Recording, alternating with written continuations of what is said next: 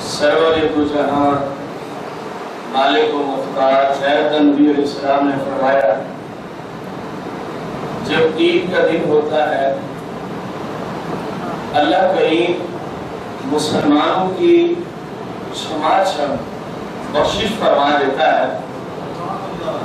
اور ادھر ابلیس چیخ و پکار کر رہا ہوتا ہے تو ابلیس سے اس کے شتونگڑے چھوٹے چھوٹے اس کے ساتھ شتونگڑے ہیں وہ پوچھتے ہیں کہ اے ابلیس تو آج اتنا کیوں چیخو پکار کر رہا ہے تو کیوں اتنا زارو قطار رو رہا ہے وہ کہتا ہے تمہیں نہیں پتا کہ آج عید کا دن ہے سرور دو جہاں علیہ السلام کی امت کی اللہ کریم کثرت سے بخشش فرما رہا ہے میں اس لیے آج چیخو پکار کر رہا ہوں وہ کہتے ہیں اے ہمارے سرکار پھر ہمارے لیے حکم کیا ہے سرکار مدینہ صلی اللہ علیہ وسلم نے فرمایا ابلیس اپنے شتونگڑوں کو کہتا ہے جاؤ تم پھیل جاؤ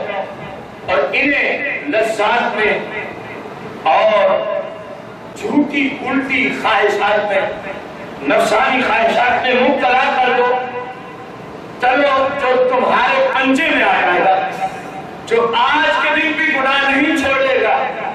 کم از کم تم اس بات میں تو کامیاب ہونا کہ اس کی بخشش تو نہیں ہو سکے گی رسول اللہ صلی اللہ علیہ وسلم نے فرمایا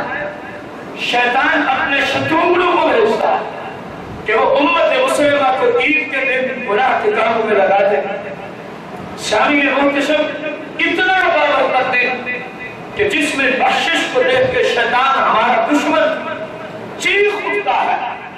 لیکن کتنا افسوس کی بات ہے کہ شیطان جب اپنے شتونگڑوں کو بھیجتا ہے کہ جاؤ ان کی بخشش ہونا شروع ہو گئی ہے تو ان کو گناہوں میں لذات میں نفسانی خواہشات میں شریعت کے خلاف کاموں میں ان کو مبتلا کر دو آپ بزرگوں اور بھائیوں سے میرا سوال ہے ایک شخص کو جس کی آج بخشش ہو جائے یہ وہ ہے جو آج کے دن بھی اور آگے پیچھے بھی اللہ کریم کی نافرمانی کرتا اور ایک وہ کہ اتنی بخشش کے شیطان چیخو پکار کر رہا ہو لیکن وہ اس دن بھی محروم جائے جو گناہ میں نفسانی خواہشات اور لذات میں بڑا ہوا ہے پھر میں ڈھامے گانے بازے اجنبی عورتوں کی طرف آ کے پھاڑ پھاڑ کے دیکھتا ہے آپ سے میرا سوال ہے پہلا گروہ خوش نصیب ہے یا دوسرا بولو تو صحیح ہے جب اتنی بخشش کا دن ہے اور پھر بندہ شیطانی افعال و کردار کو کرے تو کم از کم وہ اپنے آپ کو ملامت ضرور کرے کہ جس دن مالک کثرت سے مسلمانوں کو دوزخ سے آزاد فرما رہا ہے میں ایسا بدنصیب ہوں کہ میں آج بھی اپنے رب کی نافرمانی کر رہا ہوں کم از کم اپنے آپ کو وہ ملامت ضرور کرے